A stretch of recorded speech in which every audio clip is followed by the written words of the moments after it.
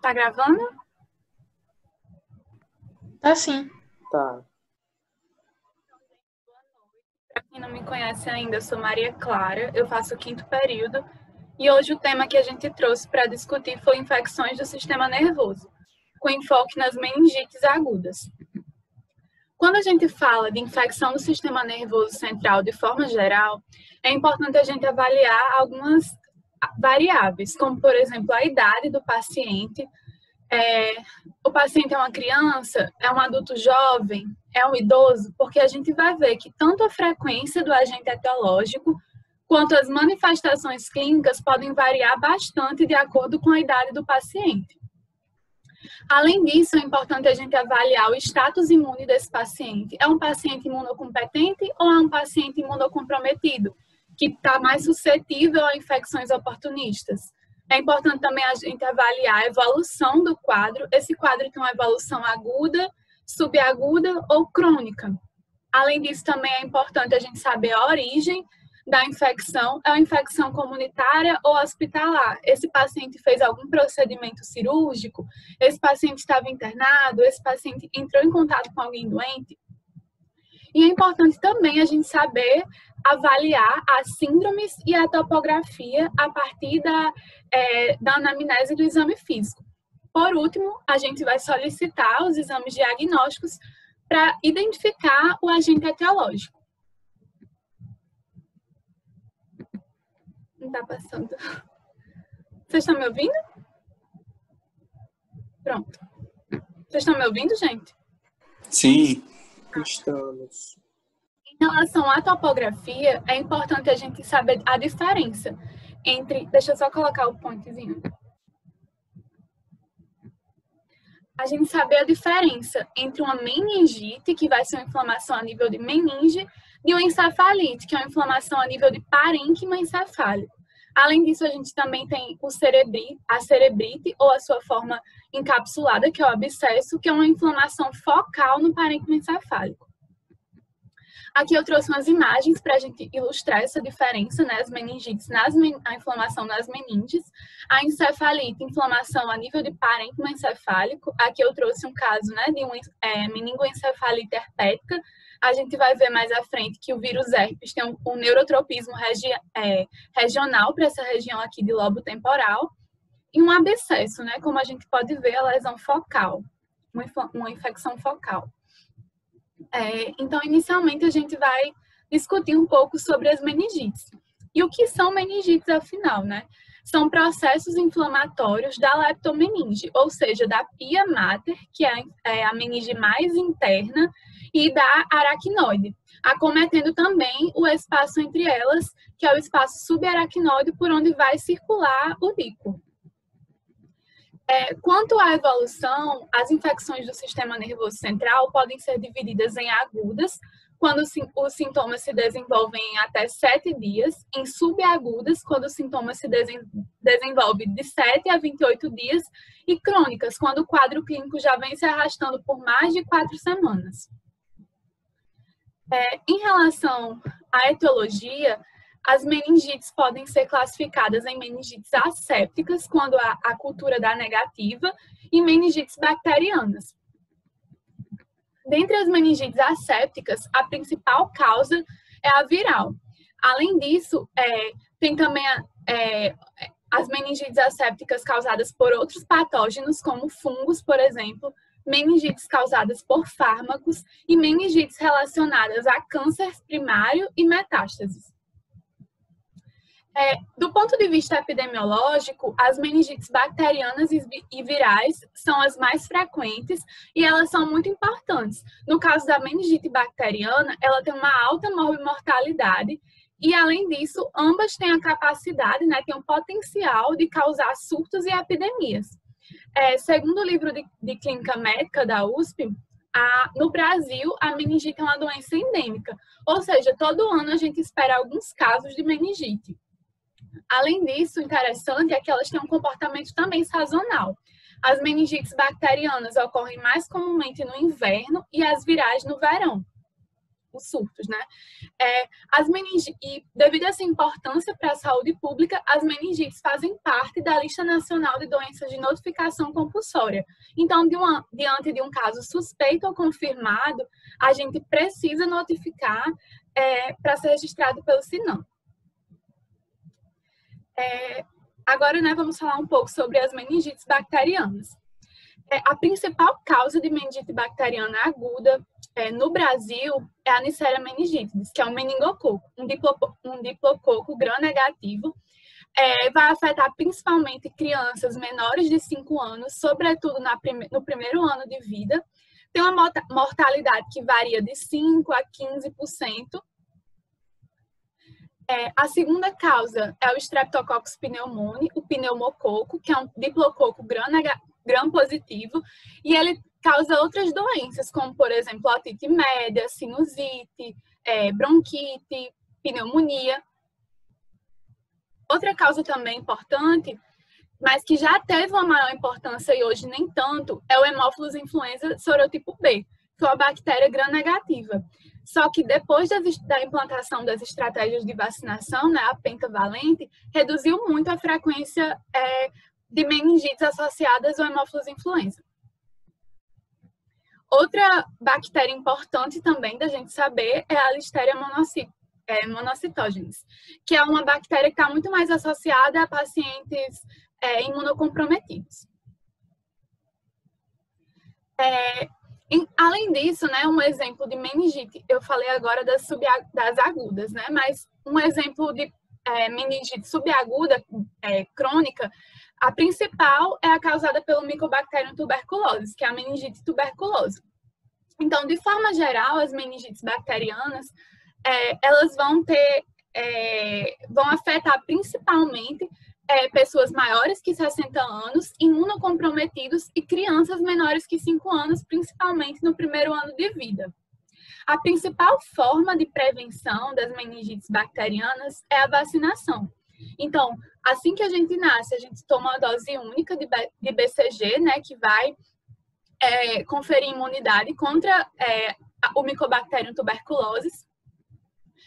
A pentavalente, que vai conferir imunidade contra o Haemophilus influenza sorotipo B, a pneumocócica, que vai conferir imunidade, né, contra o pneumococo, inclusive não só a meningite, mas outras doenças como otite e pneumonia, a meningocócica C, sorotipo C, e a meningocócica sorotipo A, CWY, que vai conferir imunidade contra esses sorotipos de meningococo. No caso do Brasil, o sorotipo C é o mais frequente, e por isso que em 2010 essa vacina foi introduzida, né?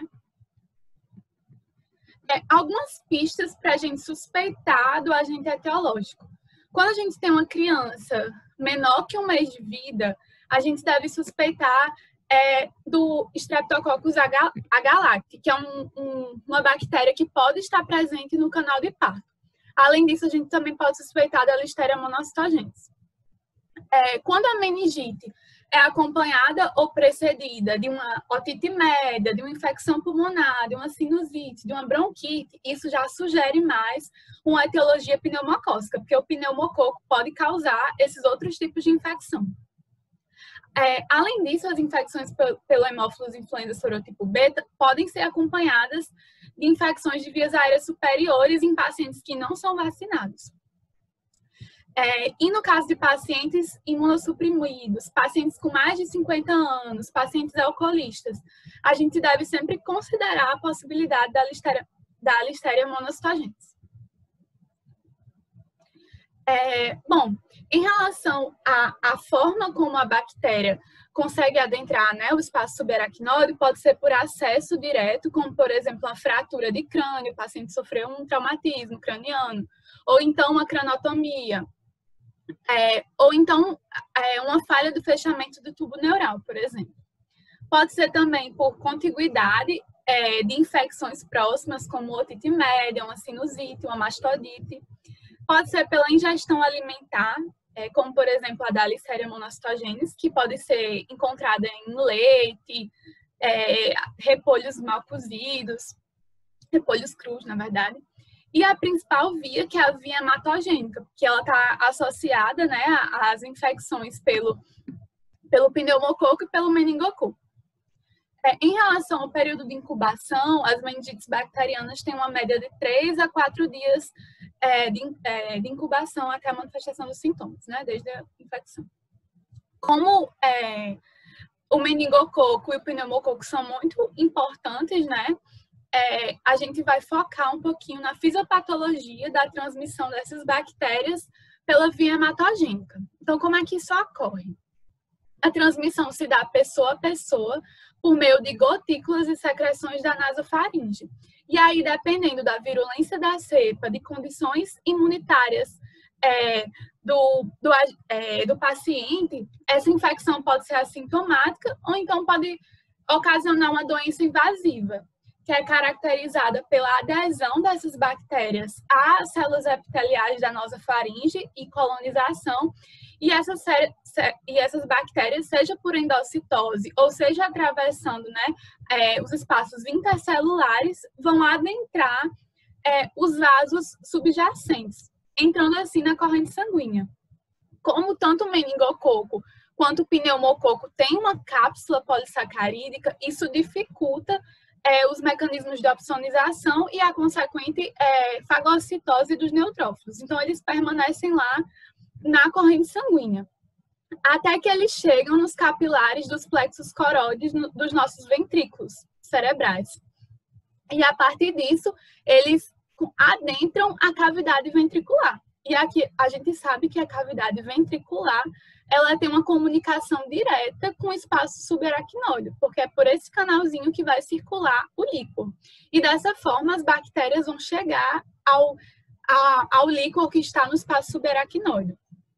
E elas vão proliferar nesse líquor. Por quê? Porque no líquor, em condições normais, a gente vai encontrar pouquíssimos leucócitos, pouquíssimas imunoglobulinas e muito pouco proteínas do complemento. E chegando lá nesse líquor, elas vão provocar um processo inflamatório. Por quê? Porque elas vão...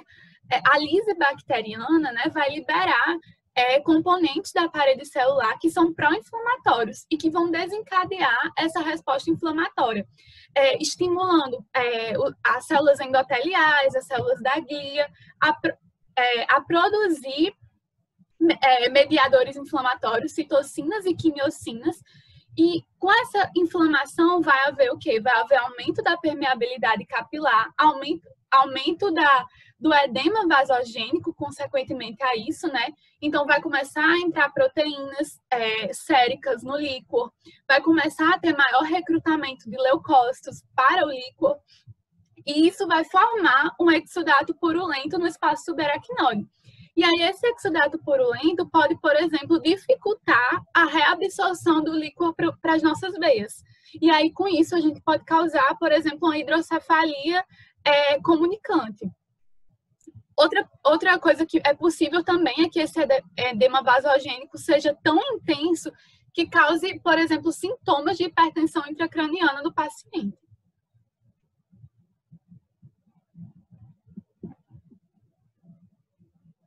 Estou tentando passar aqui. Está demorando só um pouquinho. Gente, vocês estão me ouvindo? Estamos, eu estou ouvindo. Clara, Sim. tu pode repetir, por favor, o plexo coroide intraventricular ele tem continuidade com que cavidade? Que eu estava anotando aqui e eu viajei. Porque, o plexo coroide é a especialização do epitélio ependimário que reveste os ventrículos. E aí os ventrículos têm alguns forames pelos quais o líquor que está sendo produzido lá no plexo coroide vai adentrar essas cisternas basais que são formadas, né, que é o espaço subaracnoide, que é tipo um destacamento da meninge aracnoide e da meninge pia mater. Então, ele se destaca e forma esses espaços. E é exatamente por esses espaços que o líquor vai circulando. Só que como, além do líquor, vai começar a sair também bactérias para dentro da cavidade ventricular, essas bactérias começam a também circular por esses caminhos que o líquor circula.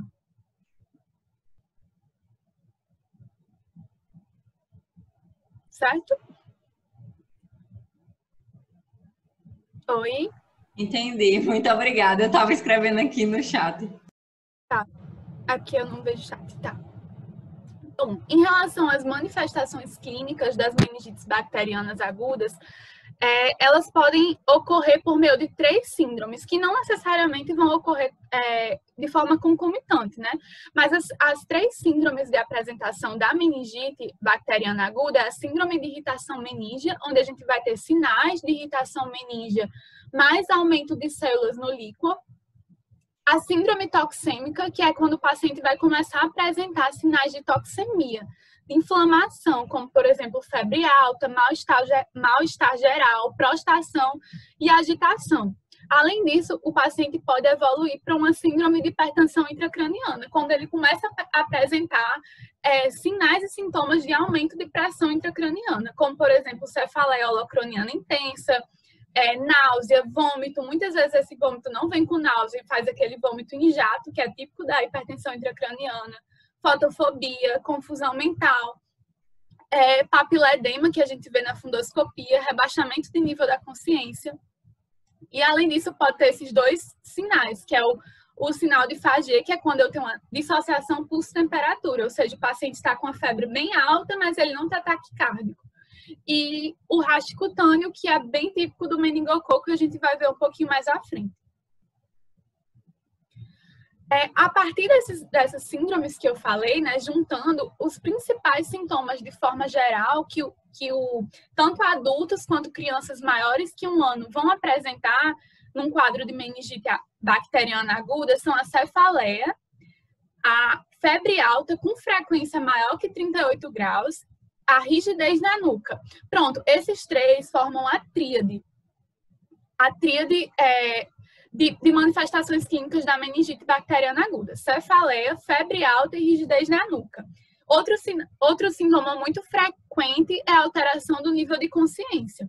Então, segundo o livro de medicina de emergência, a combinação de 2 desses 4 sintomas já está presente em cerca de 95% dos pacientes. Então, na presença de 2 desses sintomas, a gente já liga o alerta. Além disso, podem estar presentes outros sinais de irritação meníngea. Nossa, tá demorando muito para passar aqui. Não sei por quê.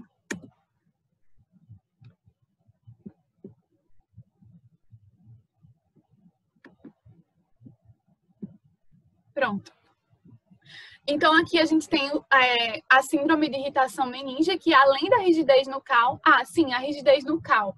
Como é que a gente pesquisa? A gente faz a flexão passiva da nuca do paciente e aí ele vai ter resistência a essa movimentação.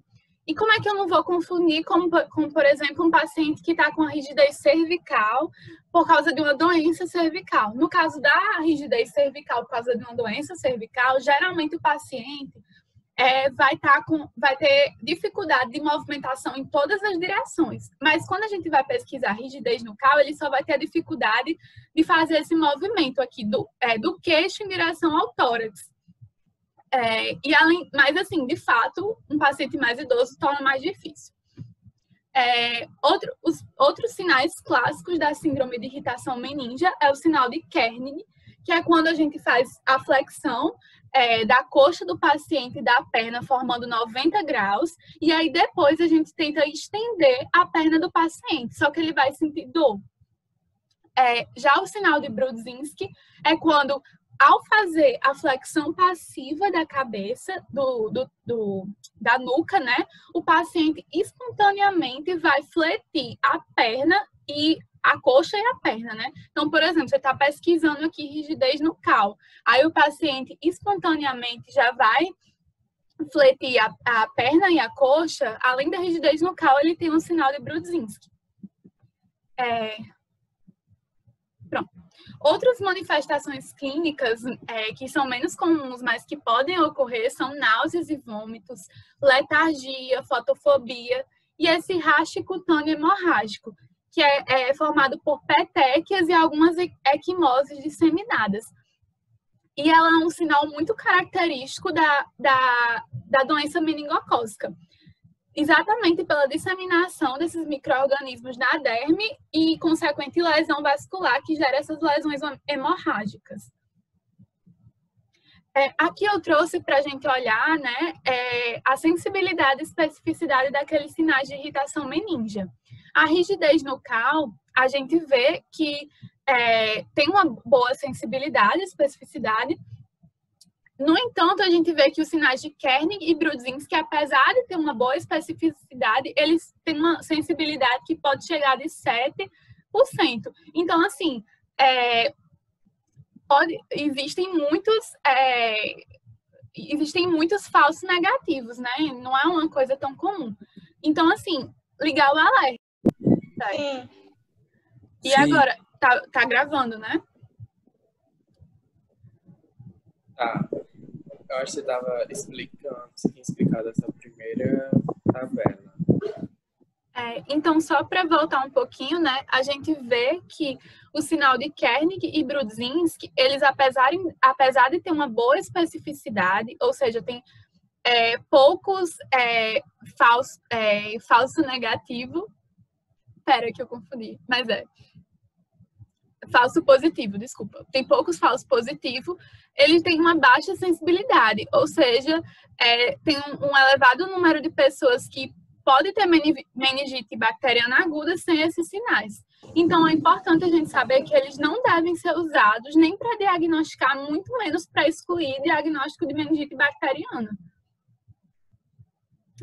Então, aqui a gente pode ver nessa imagem que quando um paciente tem aumento de células no líquido, junto com esses sinais, a probabilidade desse paciente ter uma meningite é ainda maior.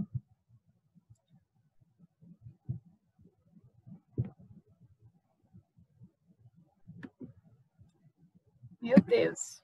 Pronto. Agora, quando a gente fala de neonatos, de bebês em geral menor que 1 ano, é muito desafiador o diagnóstico, porque na maior parte das vezes eles não vão ter essa tríade clássica de sintomas, que é de cefaleia, de rigidez nucal e de febre, né? Na maior parte das vezes eles não vão ter nenhum sinal de irritação meníngia, podem não ter alteração de temperatura. Então, assim, o que mais deve chamar atenção é um bebê que está com irritabilidade alternada de uma letargia, de uma apatia, um bebê que tem recusa alimentar, por exemplo, ele não está fazendo direito à sucção do leite materno. E outra coisa também que chama atenção é o grito meníngeo, que é o bebê, ele começa a chorar muito forte quando você faz alguns movimentos, por exemplo, para tirar e colocar a fralda. Outros sintomas que podem aparecer e sinais, né, a hipotonia, icterícia, cianose, diarreia. E outro sinal também que pode estar presente é o abalamento da fontanela anterior, que algumas mães podem descrever como meu filho está com inchaço no topo da cabeça. Nos idosos também da mesma forma. É bem desafiador o diagnóstico porque a apresentação é atípica, né? Geralmente não tem a tríade clássica. E o que chama mais atenção é uma confusão mental inespecífica. Então, nesses dois, tanto em menores de 1 ano e idosos com mais de 65 anos, o limiar de suspeita já tem que reduzir um pouquinho. Em relação às complicações da meningite bacteriana, a gente tem a principal, principalmente em crianças, né, que é a coleção subdural, que é quando a gente tem, vocês perceberam que a inflamação da meningite, ela se dá a nível de leptomeningite, pia mater e aracnoide, mas quando eu tenho essa inflamação, ela vai além, ela vai para o espaço subdural e começa a inflamar veias do espaço subdural, eu tenho um extravasamento de fluido para dentro do espaço subdural e forma essa coleção subdural. Só que, diferentemente do empiema, essa coleção subdural ela é estéril. Não é mais infecciosa. E você suspeita quando o paciente está fazendo o tratamento direitinho, mas, por exemplo, ele continua com a febre ou com irritabilidade. Já o empiema é quando essa coleção subdural ela está infectada.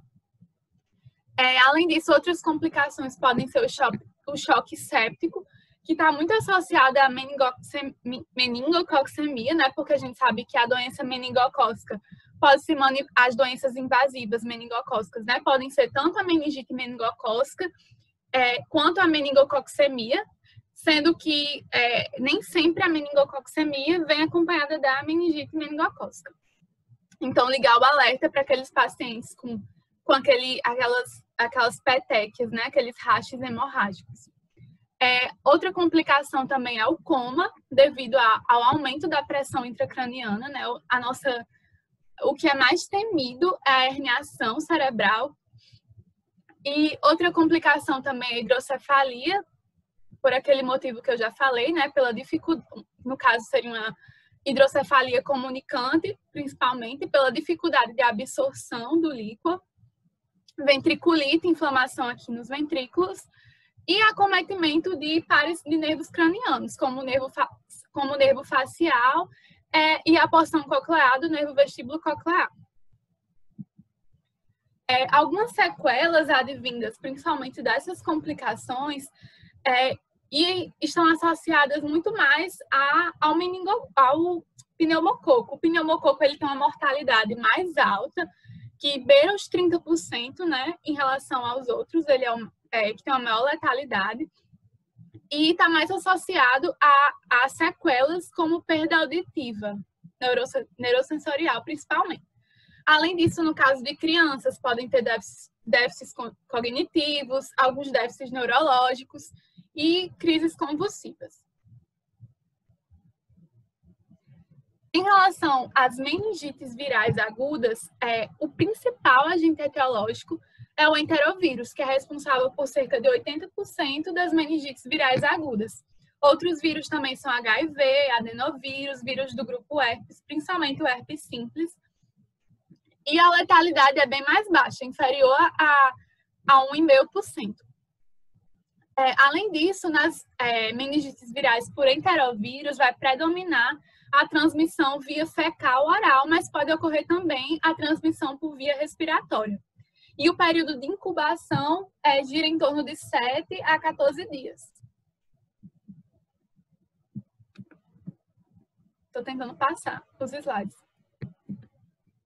Ai, meu Deus. Eu não sei se pronto. Em relação às manifestações clínicas da meningite viral, elas são mais brandas e podem ser uma cefaleia, febre, pode ter alguns achados de irritação meníngea, como, por exemplo, rigidez nucal, mas é muito menos frequente do que nas meningites bacterianas. Outros sintomas podem ser diarreia, náusea, vômito, mas esses sintomas, de forma geral, vão ser de baixa intensidade. E são menos, né? Tipo, o paciente vai chegar com um bom estado geral e geralmente é um quadro autolimitado que vai se resolver sozinho em até umas 2 semanas, pelo menos. Em relação ao diagnóstico, antes de tudo, é importante que você faça uma anamnese e um exame físico bem feitos. Então, o paciente, por exemplo, chega com uma febre e com a cefaleia.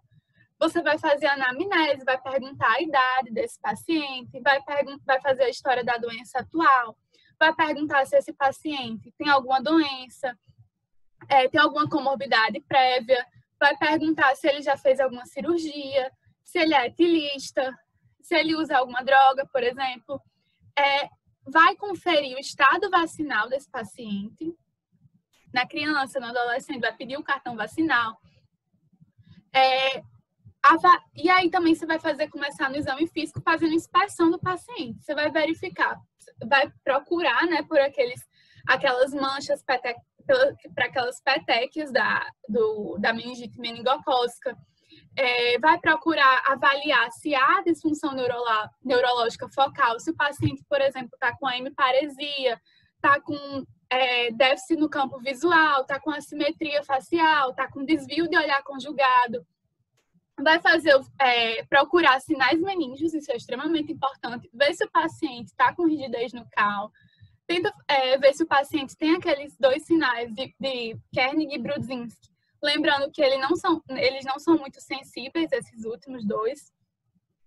Vai fazer a fundoscopia para procurar se ele tem, por exemplo, um papiledema, que é sugestivo de hipertensão intracraniana. E também vai procurar outros sinais de infecção primária, como, por exemplo, uma otite, uma sinusite. Outro passo muito importante e essencial é mandatório. Se você está com suspeita de meningite bacteriana, de meningite, né, no caso, se você está com suspeita de meningite, você tem que pedir a punção licórica. E aí, você vai analisar o líquor, né? Então, no caso da meningite bacteriana, o líquor vai estar com a pressão de abertura aumentada, vai estar com aumento de celularidade maior de 500, enquanto que na meningite viral, esse aumento de celularidade é aumentado, mas ele é menor que 500 células por milímetro cúbico. E por que tem esse aumento de celularidade, né? Quando tem inflamação lá no espaço subaracnóide, nas meninges, eu vou ter descamação de células. Então, isso também vai aumentar essa celularidade. Além, né, de toda aquela entrada de leucócitos para o espaço subaracnóide vindo do sangue. Então, eu vou ter, no caso das meningites bacterianas, um predomínio de polimorfonucleares, de neutrófilos, em cerca de 66% a 70%, enquanto que na meningite viral, eu vou ter um predomínio de linfomononucleares, de linfócitos. Então, isso aqui é extremamente importante. Além disso, em ambas as meningites, eu vou ter hiperproteinorraquia, um aumento de proteína. Só que na meningite viral, isso é mais discreto. Enquanto que na meningite bacteriana, como eu tenho um maior rompimento da barreira hematocefálica, eu vou ter muito mais proteína. Vou ter um aumento bem grande de proteína, né? Uma hiperproteinorraquia no líquor. Já a concentração de glicose na meningite bacteriana vai estar reduzida, enquanto que na meningite viral vai estar normal. E por que na meningite bacteriana eu vou ter essa hipoglicorraquia? Né? Eu vi no livro de Clínica Médica da USP que isso se deve ao consumo de glicose para a glicogenólise dos neutrófilos. Além disso, o padrão ouro para diagnóstico da meningite vai ser a cultura, né? Você vai inicialmente pedir hemocultura, vai pedir o líquor, e no líquor você vai também pedir cultura, que vai estar positivo em cerca de 70% a 85% dos casos de meningite bacteriana. Além disso, também a gente pode fazer a bacterioscopia pelo método Gram, e que vai estar positivo em cerca de 75% dos casos, ou seja, pode ter falso negativo. Aqui eu trouxe só para enfatizar novamente, para a gente saber essa diferença, porque é muito importante, é isso que vai auxiliar a gente na nossa conduta. Então, a gente tem que saber avaliar essas variáveis no líquor, avaliar o exame quimiocitológico do líquor. Então, os principais pontos é que na meningite bacteriana eu vou ter uma celularidade aumentada, mais de 500. Eu vou ter um aumento, esse aumento de células vai ser a custo de neutrófilos, né, de polimorfonucleares, que vai estar com mais de 70%, enquanto que no caso da meningite viral vai ser a custa de linfócitos, esse aumento de células, né? No caso da meningite bacteriana, eu vou ter uma hiperproteinorraquia bem acentuada e eu vou ter uma hipoglicorraquia. O normal é que a quantidade de glicose no líquor seja cerca de 2/3 da nossa glicemia.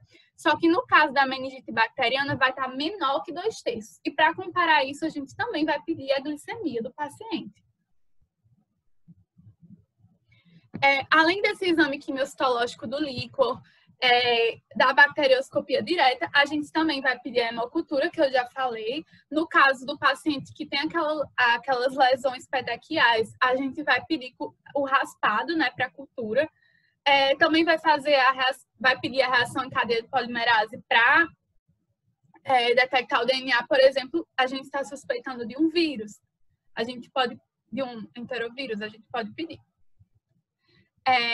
Aglutinação pelo látex é uma técnica que vai detectar o antígeno bacteriano nas amostras de líquor e do soro também, que pode ser solicitado. Mas e a neuroimagem, né? Quando é que a gente vai solicitar? Bom, em algumas situações, a gente vai precisar solicitar a tomografia antes de solicitar a punção licórica. E quando é que é isso, né? É quando o paciente apresenta alguns sinais de hipertensão intracraniana, como, por exemplo, uma deterioração do nível de consciência com Glasgow menor que 13 ou 11, déficits neurológicos focais, porque a gente já liga o alerta. Opa, como é que ele vai estar com um déficit neurológico focal se eu tenho uma inflamação na meninge e não no parênquima encefálico? Crise convulsiva, sem nenhuma história de epilepsia, papiledema, que é outro sinal de hipertensão intracraniana, que a gente pode ver no fundo de olho. Pacientes imunocomprometidos, que vão estar mais suscetíveis àquelas infecções oportunistas, e história de doença focal do sistema nervoso recente, como, por exemplo, um paciente que já teve AVC recente, um traumatismo craniano, um paciente que teve ou tem um tumor, hidrocefalia, dentre outros. Mas mesmo assim, nesses casos, a gente vai fazer a primeira dose de antibiótico endovenoso antes de solicitar a TC, né? A gente pede hemocultura, solicita a TC, ou pede hemocultura, inicia o antibiótico empírico, né? E já faz o exame, faz a TC. Então, aqui até o Harrison fala que pacientes que são imunocompetentes, não tem nenhuma história de traumatismo ou de outra doença focal do sistema nervoso central, com nível de consciência normal e sem nenhuma evidência, né, de papiledema ou de nenhum déficit neurológico focal, é seguro você já realizar a punção lombar sem fazer um exame de neuroimagem. E aí, por que a gente pede esse exame de neuroimagem? Porque em algumas condições, né, dependendo dos nossos achados na tomografia, a gente pode ou não contraindicar o procedimento de coleta do líquor. E quais são esses casos, né, que o Medicina de Emergência traz? É quando o paciente tem hidrocefalia não comunicante, ele tem alguma obstrução que está impedindo a passagem, a comunicação, né, do líquor. Ele tem alguma lesão focal com efeito de massa, que a gente pode ver, por exemplo, um paciente com neurotoxoplasmose. A gente vê que essas lesões necróticas estão empurrando a linha média, então esse paciente tem efeito de massa. Isso eleva a pressão intracraniana, além de pacientes com abscesso cerebral. Então, nesses casos, a gente não pode colher o líquor. Nesses casos, a gente não pode colher o líquor. A gente vai só fazer a antibiótico terapia empírica mesmo. Mas quando não é nenhuma dessas situações, a gente já pode coletar o líquor mesmo. E como é feito o tratamento? Bom, antes de tudo, a gente tem que saber, tem que lembrar que uma suspeita de meningite é uma emergência. Então, portanto, necessita de um reconhecimento rápido e diagnóstico. Então, assim, a gente já hospitaliza logo o paciente e a prioridade máxima é a antibiótico terapia empírica. Tanto que o livro de Medicina de Emergência fala que se tiver alguma perspectiva de demora da hemocultura, da coleta de líquor, já pode fazer logo a antibiótico terapia empírica, não pode demorar. Por quê? Aqui eu trouxe essa tabela tirada desse mesmo livro, e nesse gráfico, né, a gente vê que a mortalidade ela aumenta em até 15% a cada hora que você atrasa o tratamento. Então, é extremamente importante a gente fazer logo o antibiótico nesse paciente. Só que essa escolha ela deve ser guiada, né? Então, o livro de Medicina de Emergência, ele traz uma sugestão. Eu trouxe ele porque ele é recente, de 2019, e ele traz uma sugestão de antibiótico terapia empírica, enquanto a gente não tem, né, resultado de líquor, nem de cultura. Mas como a gente tem que iniciar com fazer antibiótico terapia empírica, né? Então, no caso de adultos sem nenhum fator de risco e de crianças maiores que 2 meses, a gente já faz uma cefalosporina de terceira geração, que é a ceftriaxone. No caso de crianças menores que 2 meses e em adultos maiores que 50 anos, imunocomprometidos, usuários de corticoides e gestantes, devido ao risco aumentado da monocitógenes, da Listeria monocitógenes, a gente adiciona ao esquema, né, a ampicilina. Então, adulto sem fator de risco, criança maior que 2 meses, a gente faz só ceftriaxone na antibiótico terapia empírica. Se eu tenho uma criança menor que 2 meses, se eu tenho um adulto que é imunocomprometido, que ele tem mais de 50 anos, se ele faz uso de corticoide, se é gestante, devido ao risco aumentado da Listeria monocitógenes, a gente adiciona ao esquema original a ampicilina. Já nos casos de meningite intra-hospitalar, meningite pós-trauma, ou então o paciente fez recentemente uma neurocirurgia, a gente começa a suspeitar de outros agentes etiológicos que são bem menos comuns, como, por exemplo, o Staphylococcus aureus e Pseudomonas aeruginosa. Então, a gente faz outro esquema, que é a ceftazidima, que é outra cefalosporina de terceira geração, e a vancomicina. Mas quando a gente conseguir estabelecer o diagnóstico etiológico a partir da cultura do líquor, a gente vai poder, né, fazer um uso de antibiótico mais direcionado. Nos casos de Streptococcus pneumoniae, de Neisseria meningitis e de Haemophilus influenza tipo B, a gente vai fazer o uso da ceftriaxona. No caso do meningococo e do Haemophilus, é por 7 dias. No caso do pneumococo, é por 10 a 14 dias.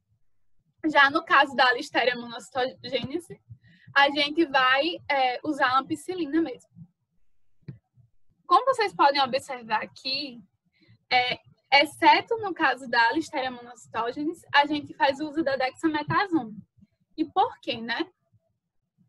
Esse uso sistemático do glicocorticoide dexametasona, né, em todos esses pacientes, exceto naqueles pacientes que são acometidos pela Listeria monocitogênese, que já são pacientes imunocomprometidos, maiores que 50 anos, a gente recomenda esse uso exatamente para controlar a inflamação. Porque quando a gente começa a antibiótico terapia, eu vou ter mais lise de bactérias e mais liberação de componentes de parede celular, e assim eu estimulo um pouco mais o processo inflamatório inicialmente. Então, isso ajuda a controlar isso e reduzir algumas sequelas que podem ocorrer, como, por exemplo, a surdez e o próprio óbito.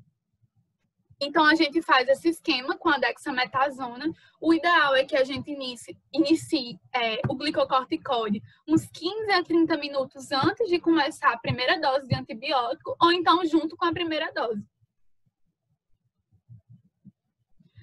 Além disso, né, todos os pacientes com suspeita de meningite bacteriana têm que fazer isolamento respiratório para gotículas até pelo menos 24 horas após o início da antibiótico terapia. E como é que é esse isolamento respiratório, né? O paciente tem que ficar em um quarto privado, só ele, ou então ele tem que ficar, no caso, quando não tem um quarto privativo, ele tem que ficar em um quarto com outros pacientes que sejam infectados pelo mesmo micro-organismo.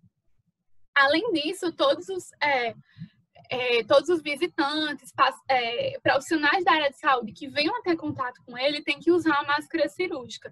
E caso seja necessário que ele seja transportado para outro local, por exemplo, ele precisa fazer uma tomografia ou a coleta do líquor, ele tem que ir sempre com a máscara cirúrgica. Além das medidas de higienização básica, né? Da higienização das mãos, por exemplo. Além disso, em 2 casos, a gente tem que fazer a profilaxia dos comunicantes, que é quando a infecção, a meningite, é causada pelo meningococo e pelo Haemophilus influenza. No caso do meningococo, todos os contatos familiares e íntimos do paciente que foram expostos a pelo menos 10 dias de início dos sintomas tem que fazer a profilaxia dos comunicantes com a rifampicina por 2 dias. E quem são esses contatos íntimos? São pessoas que estão no mesmo domicílio, pessoas que compartilham o quarto, o alojamento, comunicantes da escola, no caso da mesma série, da mesma sala.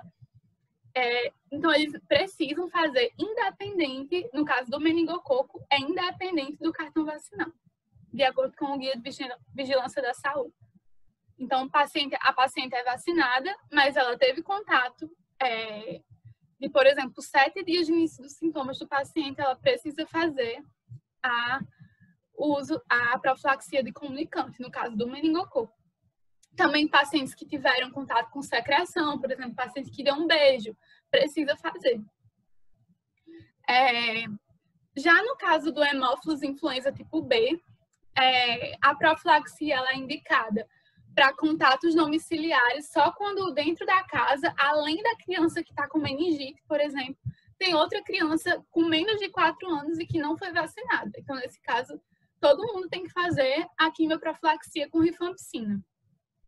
Outro caso também é no caso das creches e das escolas, quando eu tenho mais de 2 casos, de 2 ou mais casos, e também quando existem na escola comunicantes menores que 4 anos. No caso do meningococo, a profilaxia é com a rifampicina por 2 dias, e no caso do hemófilos influenza, é com a rifampicina por 4 dias. Perceba que no meningococo vai depender do estado vacinal, enquanto do hemófilos influenza, né, depende um pouco do estado vacinal. E como é o tratamento das meningites virais? Bom, eu já falei que elas são autolimitadas e que o quadro geralmente é leve. A incidência de um mau prognóstico é muito baixa. Pode haver, mas é baixa. Então, na maior parte das vezes, a gente vai fazer mesmo um tratamento de suporte desse paciente, tratamento ambulatorial mesmo. Não precisa ser internado. E aí, o isolamento respiratório só é necessário quando é uma meningite causada pelo vírus da cachumba, enquanto durar o aumento das parótidas, ou então até 9 dias a partir do início das doenças. Vou só beber uma aguinha.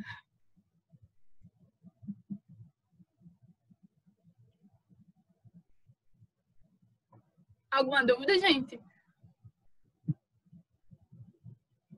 Gente? Não, nenhuma.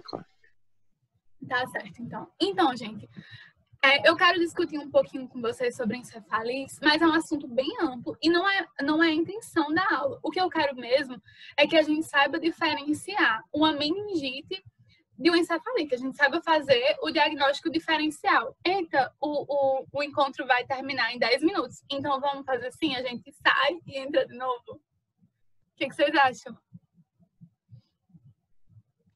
Tudo bem. Pode ser, tudo Não bem. aparece, Tá certo. não aparece não a função para aumentar, Maria Clara?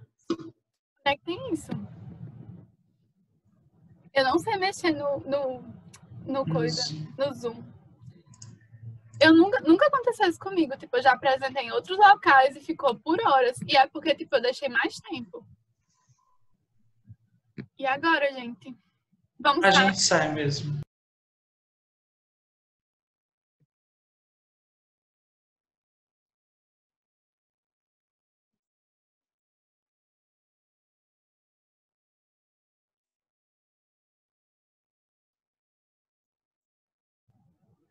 Então, gente, vamos dar continuidade, discutindo um pouquinho sobre as encefalites.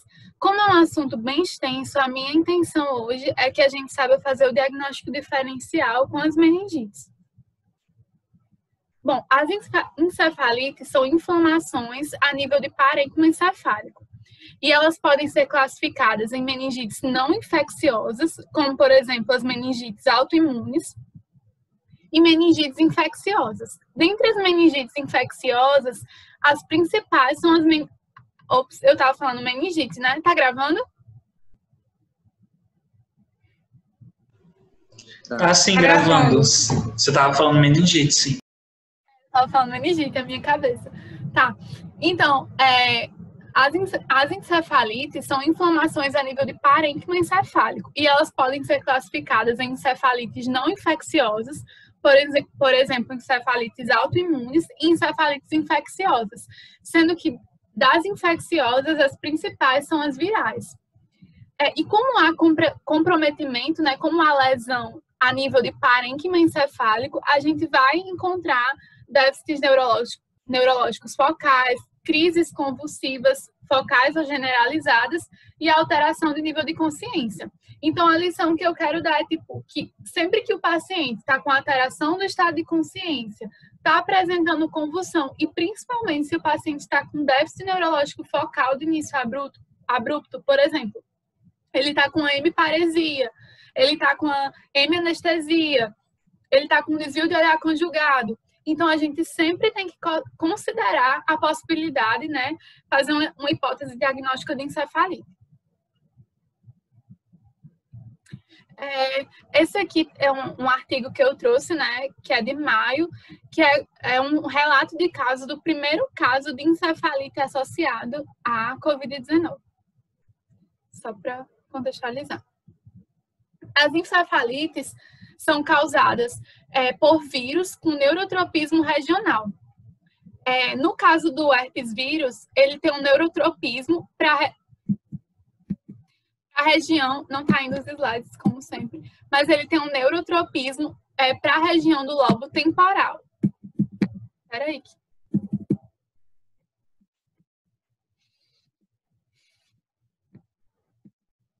Pronto. Ele tem um neurotropismo para a região do lobo temporal e para outras estruturas límbicas, do sistema límbico, né? E aí, por isso, geralmente o paciente com encefalite herpética vai apresentar alterações de comportamento, distúrbios de memória e afasia quando tem um comprometimento do hemisfério esquerdo. Alguns arbovírus vão afetar a região de núcleos da base, né? Eles vão ter um neurotropismo para essa região de núcleos da base, que vão, né, ajudar no controle motor, e por isso eles vão ter alguns distúrbios de movimento, como coreia, atetose, que são movimentos involuntários. Já o vírus da raiva, ele tem um neurotropismo para regiões do tronco encefálico que vão regular a deglutição.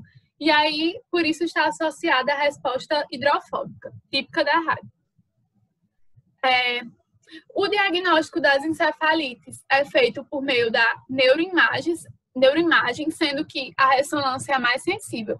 Então, a gente tem sempre que atentar, né? O paciente você está em dúvida se é uma meningite bacteriana aguda. Aí você pensa também em encefalite. O paciente está com déficit neurológico, a gente precisa pedir um exame de imagem antes. O livro fala que a ressonância é o mais sensível, mas eu não sei se geralmente, eu acho que primeiro a pessoa vai pedir uma tomografia mesmo.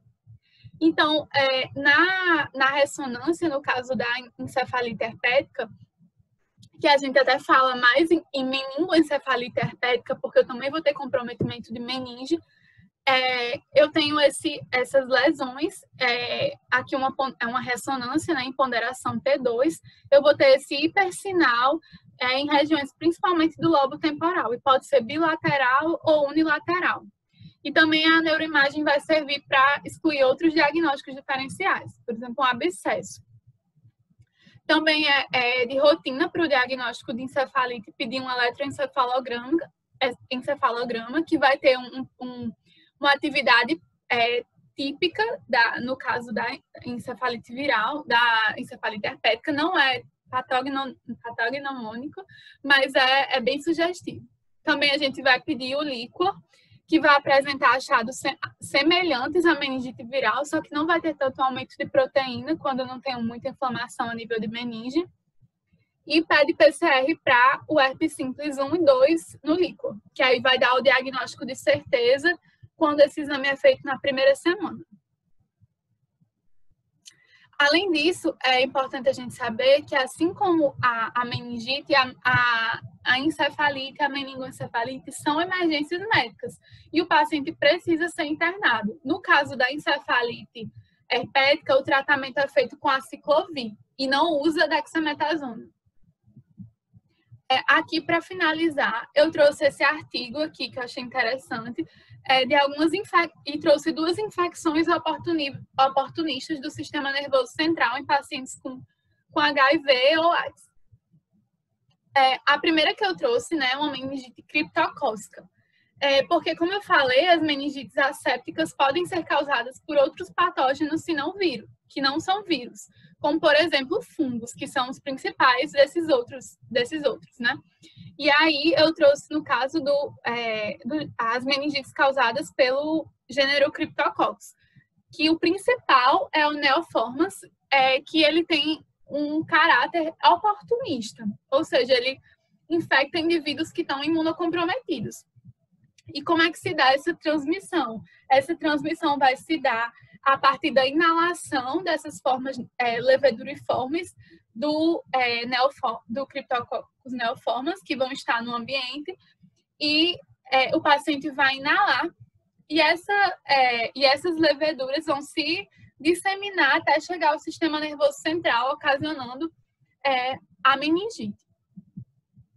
As manifestações, né, as principais manifestações da neurocriptococose a febre e cefaleia são os principais, né? Normalmente essa febre é essa cefaleia é uma cefaleia muito intensa, com náusea, vômito, que pode indicar esse aumento de pressão intracraniana.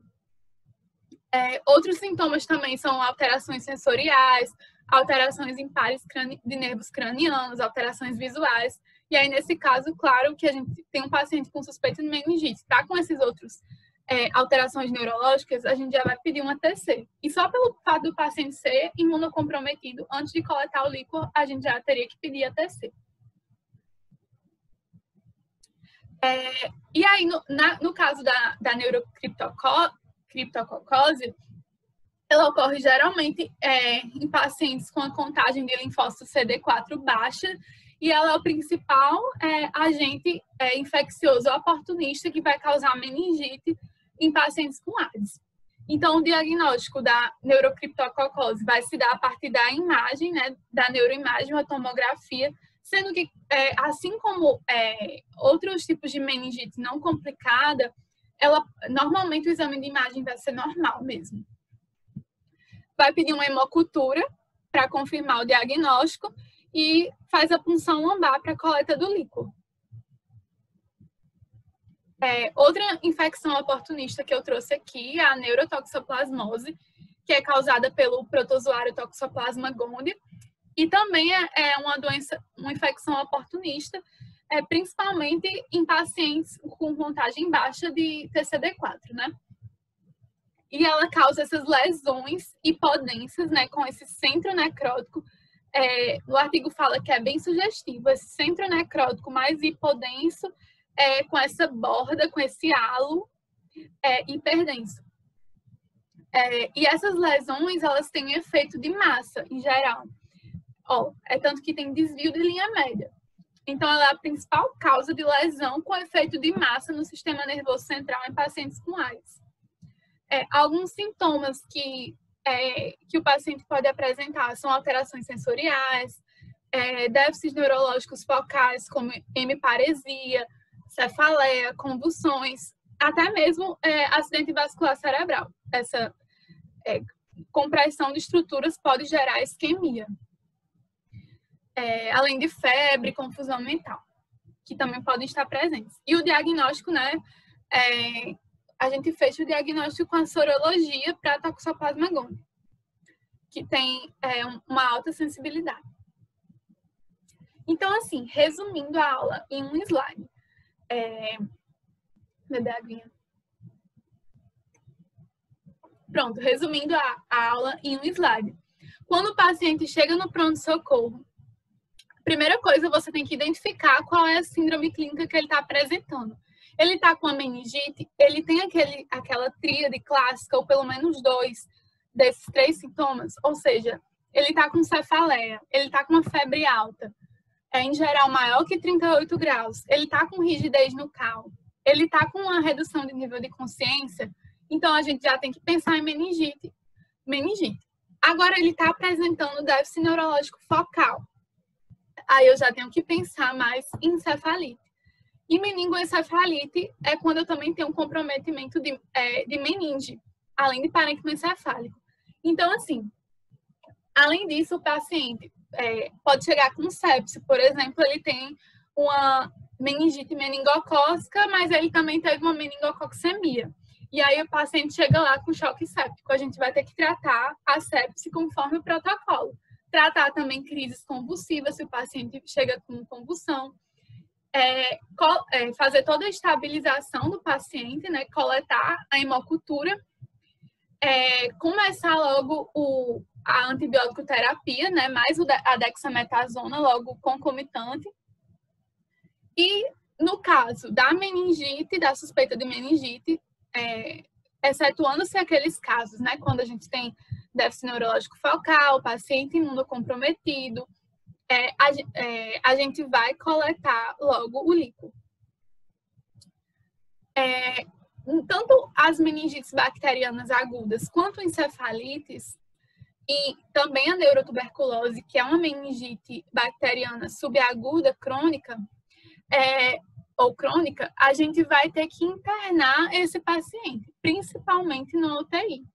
Já as meningites virais, por serem mais autolimitadas, a gente faz um manejo mesmo ambulatorial. Então, assim, nas primeiras horas que o paciente está internado, a gente vai receber o resultado do líquor. Mas, claro que a gente não esperou esse resultado de líquor. A gente já começou a antibiótico terapia conforme o protocolo. E a partir do resultado do líquor, por exemplo, a gente vai analisar, fazer aquela análise quimiocitológica. Esse paciente está com aumento de células maior que 500. Esse paciente está com a hiperproteinorraquia.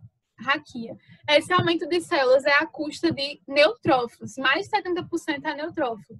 Ele está com uma hipoglicorraquia, menos de 2/3 da glicose, da glicemia, né? No caso, a glicorraquia com menos de 2/3 da glicemia, né? Então, tudo isso já sugere mais uma meningite potencialmente bacteriana. Ou não, esse paciente, ele teve aumento celular, não foi tão exagerado, não chegou a passar de 500, foi principalmente por causa de linfócitos. A glicose está normal, né? A glicorraquia está normal. A proteinorraquia está um pouco aumentada, mas está normal. Então, já sugere mais uma meningite viral. Ou então, a gente pode ver outros casos, tipo meningite por causa do Mycobacterium, tuberculose, uma encefalite viral, ou então indeterminado. E aí, se necessário, a partir dessa análise, a gente vai readequar o tratamento. E nos primeiros dias vai chegar o resultado de cultura, outros exames que a gente fez, por exemplo, o PCR para o herpes simples, para identificar, por exemplo, um paciente que estava com encefalite herpética. Então, e outros exames que a gente pediu, né? No caso, um paciente que tem meningite, apesar de no início não precisar, algumas vezes não precisar, né? Quando ele não se enquadra naqueles critérios que eu mostrei na tabela, mesmo assim, a gente geralmente faz pede um exame de imagem para seguimento. O Harrison fala da ressonância, mas assim, no Brasil eu não sei, eu acho que eu não sei. Mas assim, mesmo um paciente, mesmo fazendo a ressonância, um paciente que não tem meningite complicada, ele não vai ter nenhuma alteração na ressonância, não. E aí, a partir de todos esses achados, a gente pode readequar o tratamento. Antes eu estava fazendo uma antibiótico terapia empírica e agora eu vou fazer a readequação do tratamento. Essas foram as referências que eu utilizei e obrigada. E agora vamos praticar. E aí, gente, vocês têm alguma dúvida antes da gente começar a praticar com questões?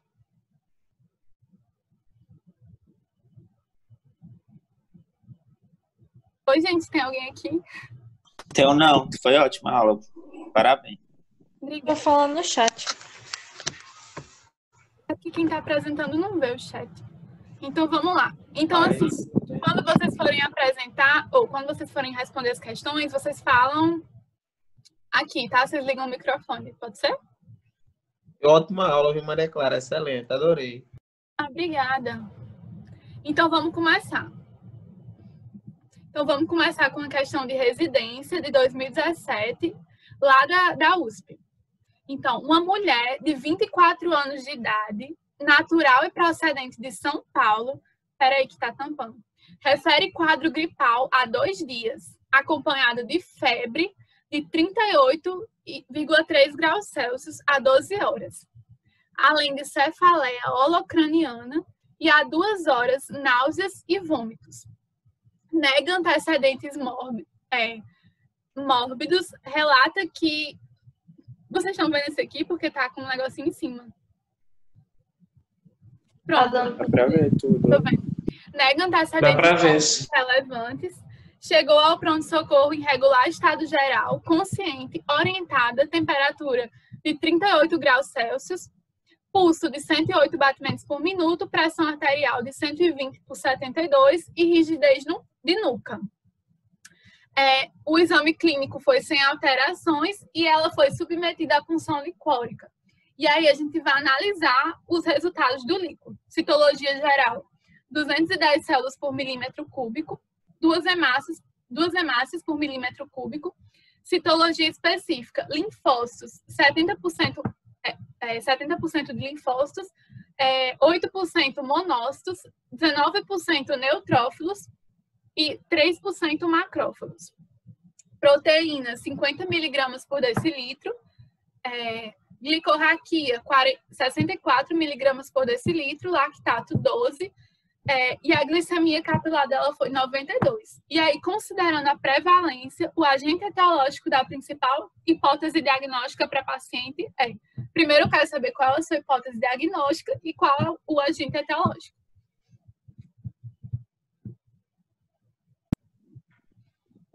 A meningite, quer dizer, ela parece uma síndrome de hipertensão intracraniana, e aí com alguns sinais de irritação meningite leva a acreditar que é uma meningite.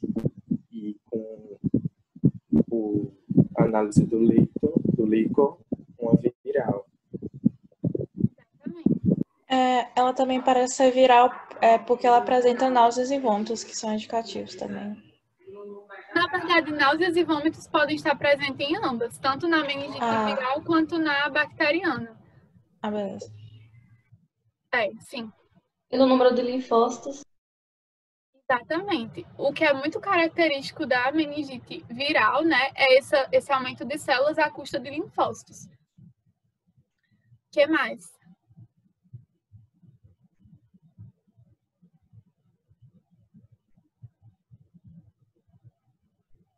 A citologia geral está aumentada, mas não tão aumentada quanto a bacteriana. Exatamente, não está mais de 500, né? Também não tem uma hipoglicorraquia. Exatamente. E aí, o que mais? Eu não sei, Jonathan, você falou hipertensão intracraniana, mas eu acho que só pela cefaleia, eu acho que não seria o caso, porque o exame clínico dela foi sem alterações. Eu não sei se por isso já poderia afirmar. Tipo, é tanto que ele nem pediu um ATC. Mas... No caso, a proteína é maior... Oi. No caso, a proteína é maior do que 40, né? Que tá 50. Seria indicativo de viral, porque ela não tá tão alta, mas ela tá maior?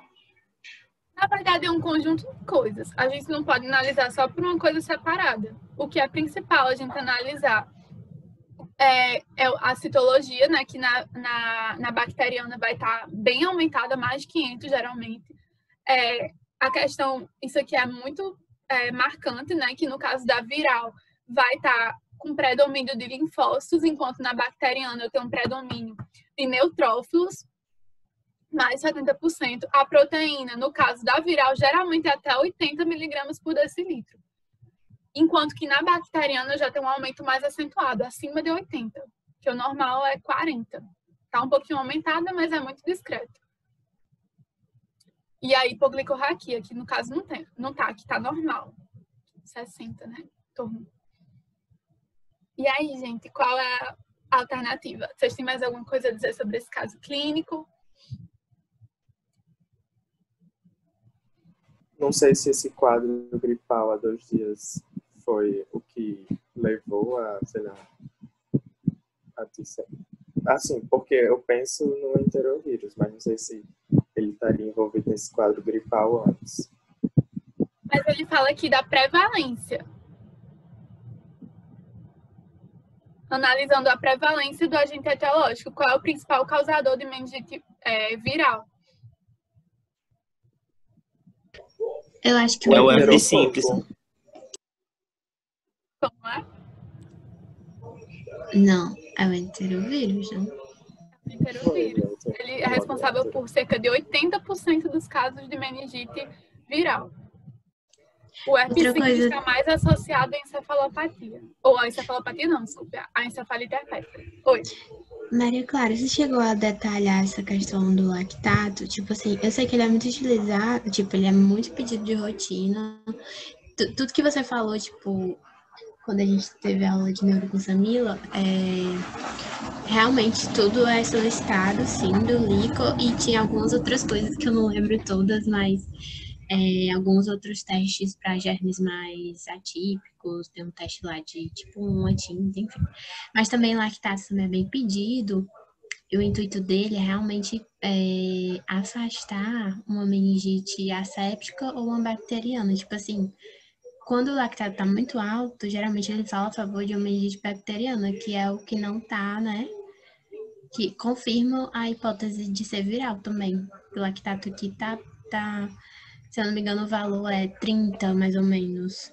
Aí se ele tá acima de 30, geralmente você pensa numa meningite bacteriana. Se ele tá abaixo disso. Tu leu algo sobre isso, assim? Eu não vi tanto lactato. A maior parte que eu vi, tipo, tanto no medicina de emergência, quanto no Harrison, era mais falando desses outros variáveis. Então, por isso que eu não trouxe. Mas eu vou olhar. Não, imagina, é só mesmo porque Não, eu obrigada. tava Tipo, lembrando aqui. adorei a contribuição. Vou até anotar. Então, gente, realmente é o enterovírus. Meu Deus, porque meu negócio tem problema para passar aqui. Eu tenho medo de passar demais, porque eu tenho outra questão. Aí eu não quero que saia a resposta da outra.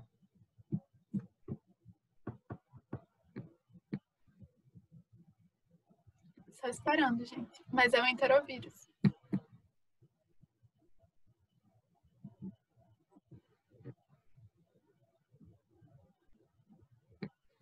Pronto. É tanto que até nessa tabelinha aqui, em outras tabelinhas também eu não vi, mas o lactato. Mas, legal. Vou pesquisar. Aqui, novamente, o comentário, né? E até eu trouxe que dos enterovírus, os principais são o Coxsackie e o ecovírus.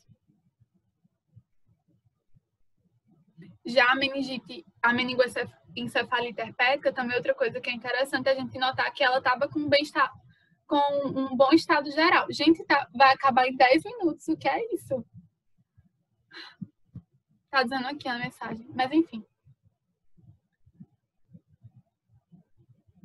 Então, vamos para a próxima. Alguém pode ler para mim, por favor, que minha garganta já tá doendo.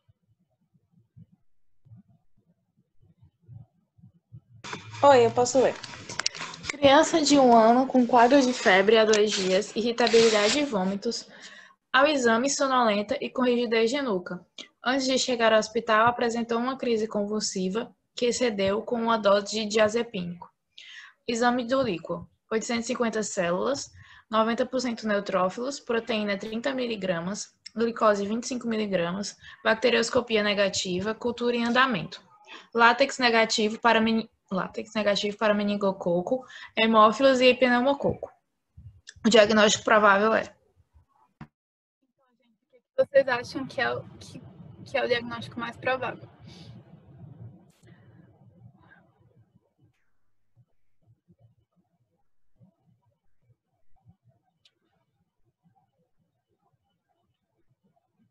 E aí, gente?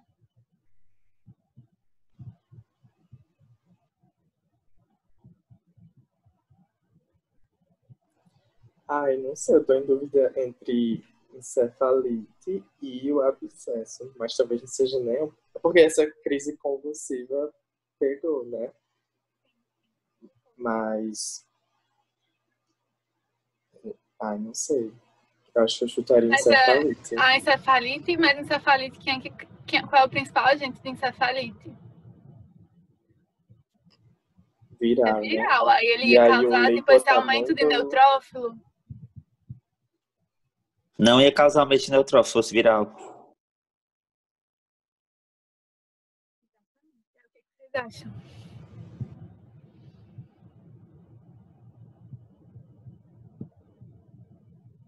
O perfil da encefalite viral, ela é semelhante à da meningite viral.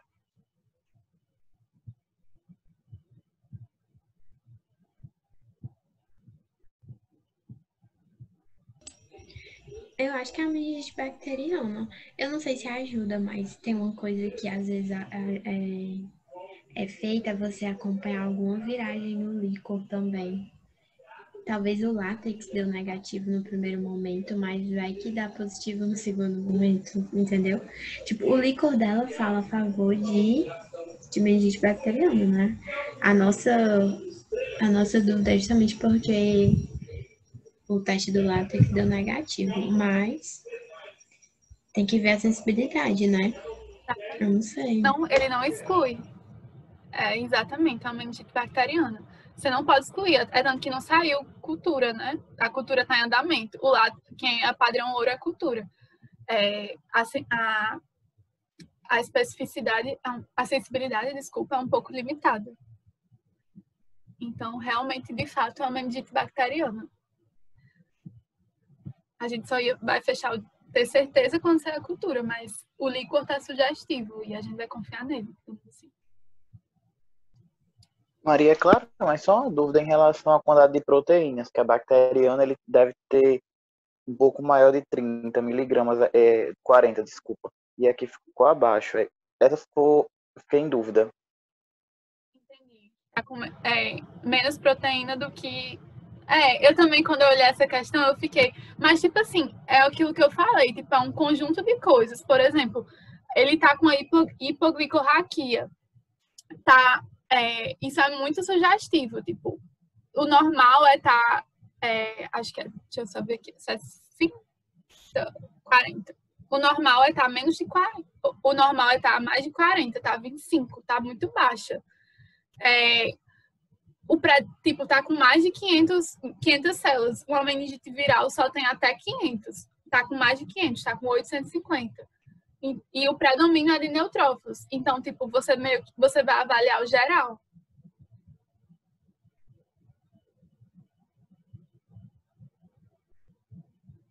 Eu respondi?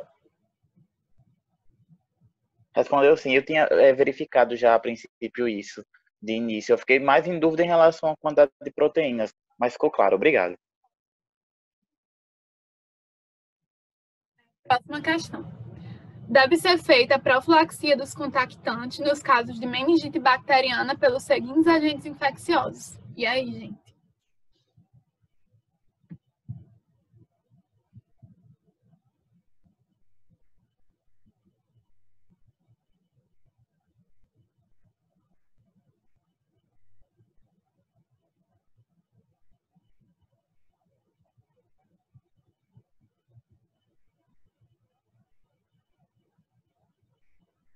E aí, gente? Tá faltando 4 minutos. Meu Deus, a gente vai ter que iniciar de novo. Eu coloquei 10 questões.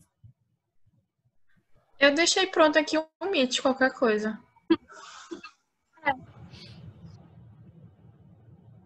E aí, gente? O que vocês acham?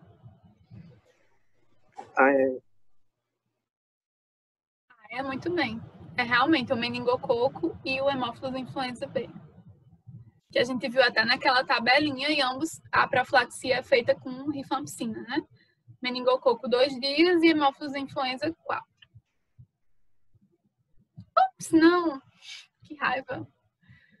Recém-nascido, 14 dias de vida, é trazido à unidade de emergência pediátrica com quadro clínico de tosse e febre alta há 2 dias. Nas últimas 6 horas, a mãe relata piora do quadro com recusa da mamada, hipoatividade e sonolência. No exame físico, temperatura 38,8, frequência respiratória 72 incursões por minuto, o bebezinho está hipoativo, com palidez cutânea, o líquor, leucócito 110, sendo 90% neutrófilos, 10% linfócitos. Glicose 2 mg por decilitro, Proteína raquia, 234 miligramas por decilitro. A glicemia, 55 miligramas por decilitro. Quais são os agentes etiológicos a serem tratados? Ele quer saber quais são os agentes etiológicos que são mais comuns nessa faixa etária, mas eu quero saber por que vocês acharam, por que vocês pediriam líquor nesse paciente.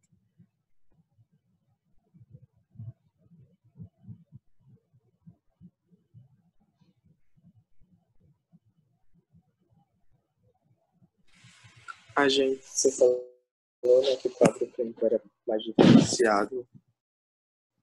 Falou da questão da hipoatividade, ou até mesmo irritabilidade, recusar a amamentação, né? Exatamente. Mas e ele que não tem nenhum sinal de irritação meníngea? O que vocês acham disso? Não tem cefaleia, não tem aquela tríade clássica.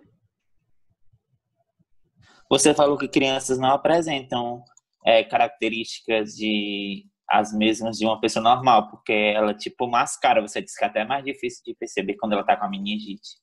Exatamente. Crianças menores que 1 ano, crianças maiores que 1 ano não, mas crianças menores que 1 ano, por exemplo, esse recém-nascido aqui, ou então idosos com mais de 65 anos, não vão ter aquele quadro típico de meningite, né? Com aquela tríade clássica de cefaleia, de rigidez ducal, de febre, né?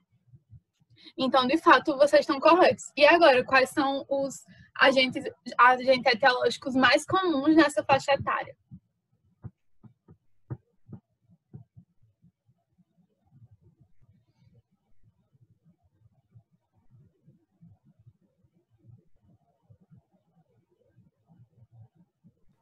Seria a letra A, né? Streptococcus pneumoniae.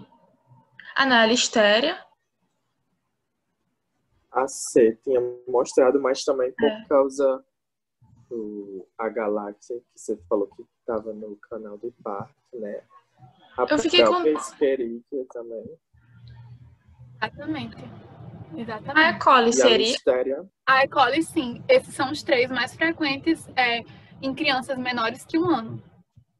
A E. coli, o Streptococcus agalacti, que é também chamado Streptococcus do grupo B, e a Listeria monocytogenes. Gente, falta 1 minuto. Vamos pro Meet?